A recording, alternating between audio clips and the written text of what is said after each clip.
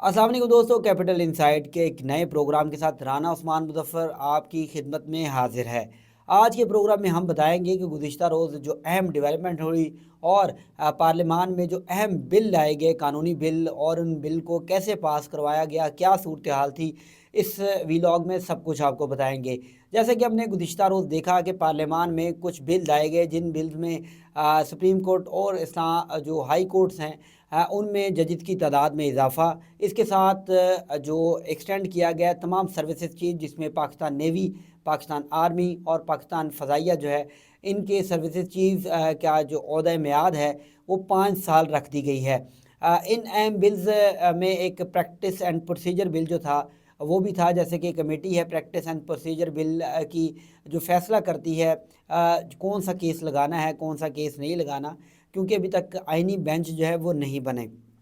तो अब आज जुडिशल कमीशन का भी इजलास होने जा रहा है, और जैसे हम जब पार्लियामान में थे और ये अहम चीज़ें चल रही थी तो उसी में हमने देखा कि एक अहम ख़बर जो कि हसनात मलिक और मतीउल्लाह जान साहब की जानिब से दी गई कि प्रैक्टिस एंड प्रोसीजर बिल के तहत जो है वो एक इजलास हुआ, जिसमें justice chief justice Yahya Afridi, justice Mansoor Ali Shah, justice Munib Akhtar जो थे वो शामिल थे।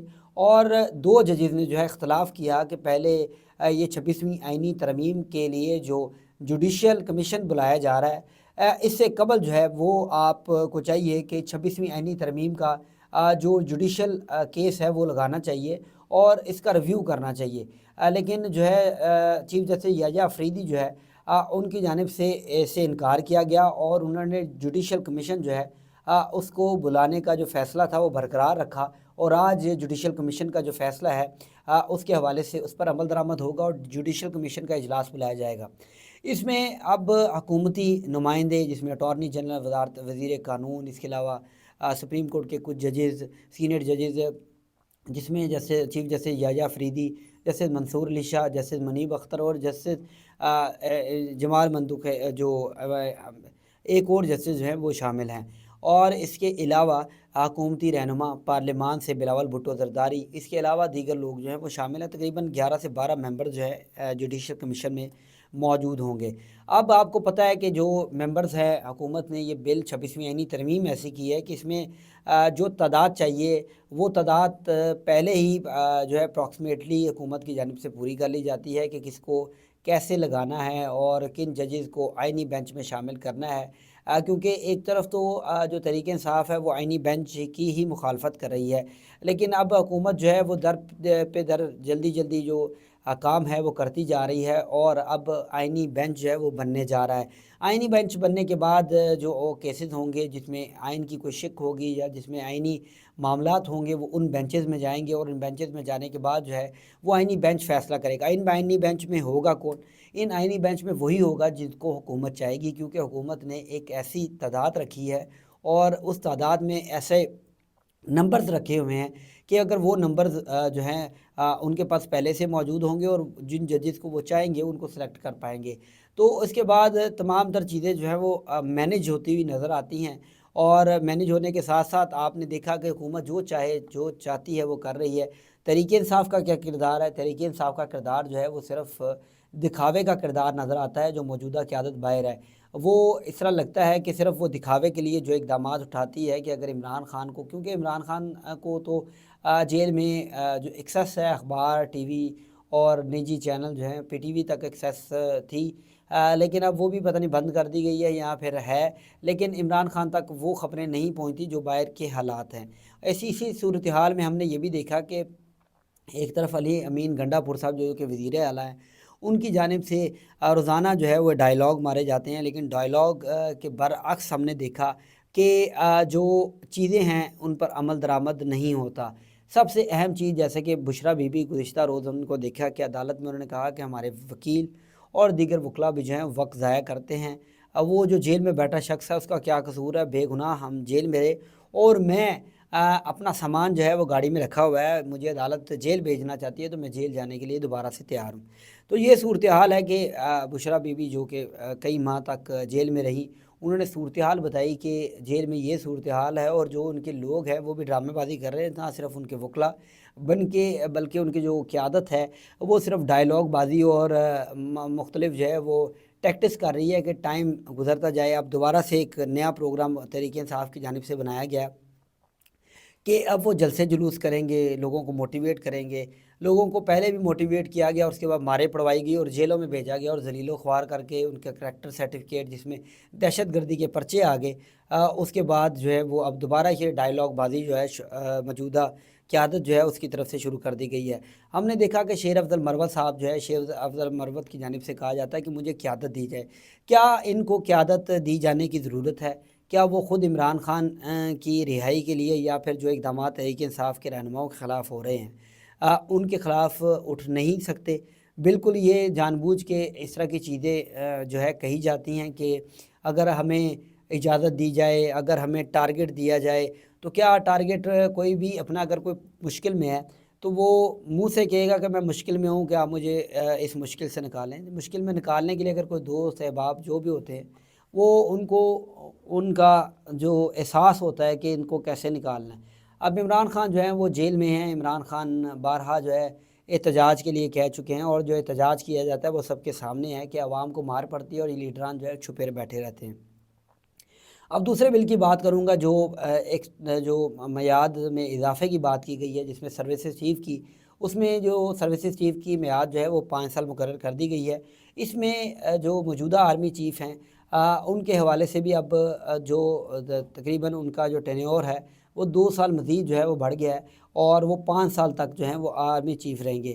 اس میں جب ہم نے تحریک انصاف کے رہنماؤں سے وہاں پر پوچھا تو ان کا کہنا تھا کہ یہ ایک انتظامی معاملہ ہے اور سروسز چیف جو ہے اس کی میعاد جو ہے وہ 5 سال اگر رکھی گئی ہے تو اس کا حوالے سے جو حکومت کی جانب سے ڈسکلوز نہیں کیا گیا تھا، اس وجہ سے پارلیمانی پارٹی تحریک انصاف کی جو ہے اس میں یہ ڈسکس نہیں ہوا۔ اور جبکہ حکومت کے رہنماؤں سے پوچھا گیا تو حکومتی رہنماؤں کا یہ کہنا تھا کہ سروسز چیف کی جو میعاد ہے عہدے کی اس لیے 5 سال رکھی گئی ہے کیونکہ ہر 3 سال بعد جو ہے اس میں جو ایکسٹینشن اور اس طرح کے معاملات آتے تھے تو اس کی وجہ سے بہت سی ٹینشن کریٹ ہوتی تھی اور بہت سے مسائل پیدا ہوتے تھے۔ اس وجہ سے اب اس کے سروسز چیف کا جو عہدہ ہے وہ 5 سال کے لیے رکھ دیا گیا ہے کیونکہ 2 سال بعد جو ہے پھر ڈسیبلٹی آ جاتی تھی اور مختلف مسائل جو تھے وہ سامنے آتے تھے۔ تو اب اس مسائل کو ختم کرنے کے لیے جو ہے عہدے کی میعاد جو ہے وہ 5 سال کر دی گئی ہے۔ تیسری طرف جو ہے پریکٹس اینڈ پروسیجر بل کا بل جو تھا وہ بھی بہت اہم تھا۔ اس میں بھی کچھ چیزیں جو ہیں وہ مختلف چینج کی گئی ہیں اور یہ میں آپ کو بتاؤں کہ تیسری دفعہ جو ہے پریکٹس اینڈ پروسیجر بل کو چھیڑا گیا ہے۔ پہلے اس کو بنایا گیا تاکہ چیف جسٹس جو تھے سابق قاضی فائز عیسیٰ صاحب ان کے پاس اختیار آ جائے اور وہ جو پہلے انہوں نے اختیار اپنے سے دوسرے ججز کو دیا، پہلے صرف چیف جسٹس آف پاکستان کے پاس اختیار ہوتا تھا، لیکن جیسے ہی انہوں نے دیکھا کہ مفادات کی چیزیں الٹ جا رہی ہیں تو پھر انہوں نے پریکٹس اینڈ پروسیجر بل میں کچھ چیزیں چینج کروائیں اور چینج کرنے کے بعد خود فیصلے کرنا شروع کر دیا اور مختلف ججز کو جو ہے وہ شامل کر لیا اور سینئرٹی کو پس سے پش ڈال دیا گیا۔ اب جو ہے دوبارہ سے ترمیم کی گئی ہے کیونکہ حکومت جیسے جس چیز سے خطرہ ہوتا ہے اس خطرے سے نمٹنے کے لیے قانون سازی کرتی ہے اور بل جو ہے پاس کروائے جاتے ہیں اور ایسا لگتا ہے کہ پارلیمنٹ ایک صرف ربڑ سٹیمپ ہے کہ یہاں پر جو گونگے بہرے لوگ موجود ہیں اور وہ لوگ جو بھی ان کی پارٹی کہتی ہے اپنا موقف دینے کے بجائے جو پارٹی کہتی ہے، جو پارٹی قیادت کہتی ہے وہ اس طرح کرنے کے لیے بالکل تیار بیٹھے ہوتے ہیں۔ اور اگر پورے نمبر کی بات کی جائے تو نمبر بھی پورے کر دیے جاتے ہیں، اگر کوئی نمبر کم ہوتا ہے تو وہ نمبر پورے کرنے والے لوگ جو ہیں وہ پس پشت بیٹھے ہوتے ہیں۔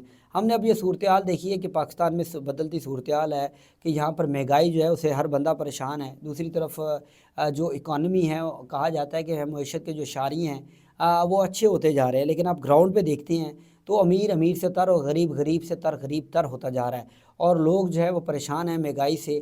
آپ تعلیمی نظام کی طرف چلے جائیں، آپ جو ہے وہ زرعی کی طرف چلے جائیں یا پھر آپ بزنس کی طرف چلے جائیں تو چاروں طرف آپ کو اس طرح لگتا ہے کہ ہر کوئی مشکل میں گھرا ہوا ہے۔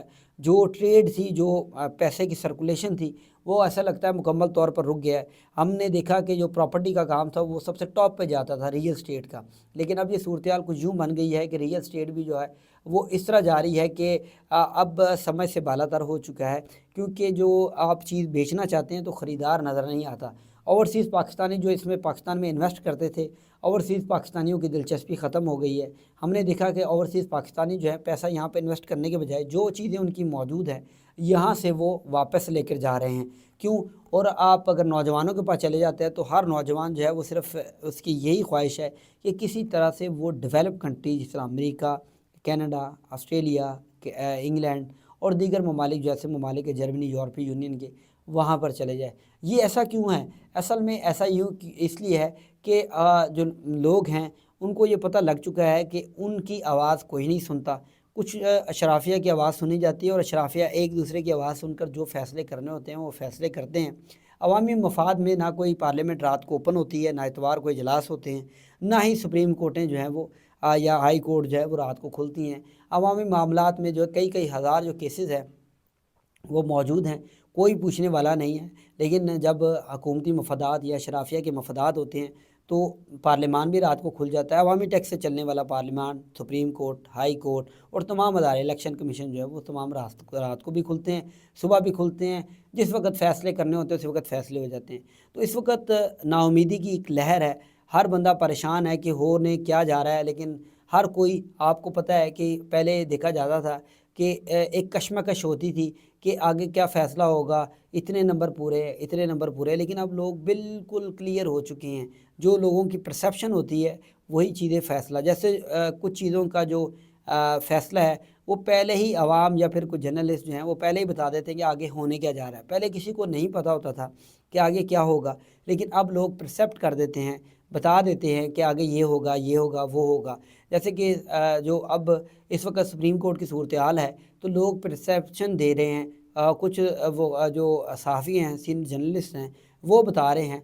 और आपने देखा कि गुज़िश्ता कादी फ़ाइज़ ईसा के टेन्योर से अब तक समझ आ रही है कि क्या होने जा रहा है और क्या होता है कि लोग पहले ही बता देते हैं।